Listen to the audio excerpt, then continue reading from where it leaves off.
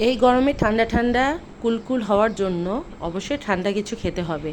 আসসালামু আলাইকুম, সবাই কেমন আছেন? আলহামদুলিল্লাহ ভালো আছি। ফারহানা চলে আসলাম ছোট ছোট কিছু ভিডিও নিয়ে। আর এখানে আমি টক দই দিয়ে ঠান্ডা লাচ্ছি বানাচ্ছি।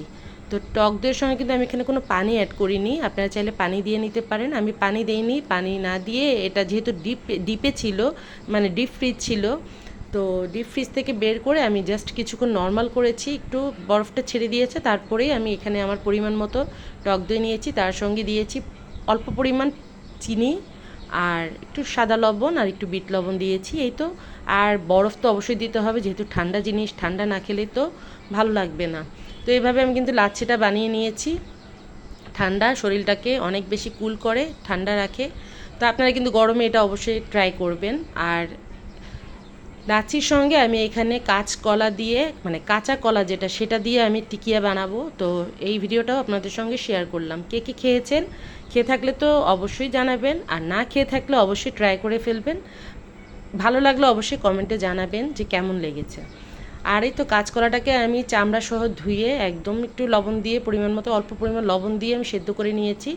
আর তারপরে কাঁটা চামচ দিয়ে তো দেখেছেন আমি একটু চাপ দিয়ে, মানে এটাকে যে আলুর ভর্তা আমরা যেভাবে করি সেরকম করে নিয়েছি, মানে ডলে নিতে হবে। তারপর একটি ডিম দিয়েছি, লবণ দিয়েছি পরিমাণ মতো, কাবাব মশলা দিয়েছি, জিরা গুঁড়ো, মানে আমার ঘরে যে টালা জিরার গুঁড়ো সেটা দিয়েছি, মরিচের ফাঁকি, ধনিয়া গুঁড়ো, হলুদের গুঁড়ো, এগুলো সবই দিয়েছি, লবণ পরিমাণ মতো, আর আদা রসুন বাটা, চালের গুঁড়ো অবশ্যই দিতে হবে। এটাতে আমরা যেভাবে অ্যাকচুয়ালি মাংসের যে টিকিয়া করে থাকি, বা আপনার চিকেনের যে টিকিয়া করে থাকি, গরুর মাংসর টিকিয়া, বিফ টিকিয়া, এগুলো যেভাবে বানাই সেভাবেই এখানে আমি তো ম্যাজিক মশলাও অ্যাড করে দিয়েছি।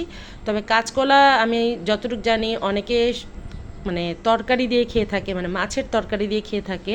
তো আমি কিন্তু সবসময় এভাবেই করে থাকি, মানে এইভাবে টিকিয়াটা করলে দেখা যায় ঘন ডালের সঙ্গে কিন্তু খেতে ভালো লাগে, আর সাথে লেবু আর কাঁচামরিচ হলে তো কোনো কথাই নেই। এরকম টিকিয়া হলে আর মাছ, মানে মাছ মাংস বা অন্য কোনো সবজি আপনার প্রয়োজন নেই, এটা দিয়ে আপনি পেট ভরে খেয়ে নেবেন। তো এই তো আমার কিন্তু সব প্রসেসিং রেডি। এখানে আমি একটু পরিমাণ তেল দিয়ে দিয়েছি যেন হাতে না লাগে। তো এভাবে বানিয়ে ফেলবেন, আর অবশ্যই কমেন্ট করে জানাবেন। আর ভালো লাগলে ভিডিওটা অবশ্যই লাইক কমেন্ট করবেন, শেয়ার করবেন। আর আমার যে ইউটিউব চ্যানেল আছে ফারহানাস ডেইলি লাইফ, সেটাকে অবশ্যই সাবস্ক্রাইব করে দিবেন আর চ্যানেলটা থেকে ঘুরে আসবেন।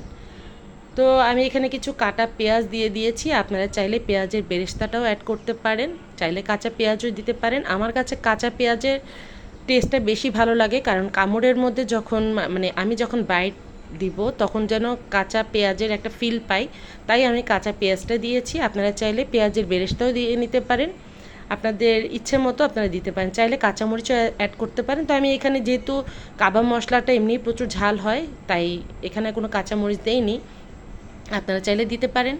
আর এই তো আমি এখানে যে টিকিয়ার শেপ সেটাই দিয়ে নিচ্ছি, আর আমি কিন্তু সরিষার তেলে ভেজেছি। আপনারা চাইলে সয়াবিন তেল বা অন্য যে কোনো আপনাদের ইচ্ছা যে কোনোভাবে আপনারা করতে পারেন। তা আমি কিন্তু এখানে কিন্তু আমার মোটামুটি কাবাবের সব কিছুই রেডি। এখন শুধু আমি তো ফ্রিজে রেখে দিয়েছিলাম আমি ম্যারিনেট করে, খাবার আগে আমি এটা ভেজে নিব। একদম গরম গরম দেখতেই পাচ্ছেন কিন্তু, যে এটা দেখতে কিন্তু হুবহু গরুর মাংস বা চিকেনের যে টিকিয়াটা করে থাকি সেরকমই কিন্তু হয়েছে। আর খেতে কিন্তু অবশ্যই আপনারা চাইলে এর মধ্যে এই কাঁচকলা যদি এইভাবে খেতে কেউ না চান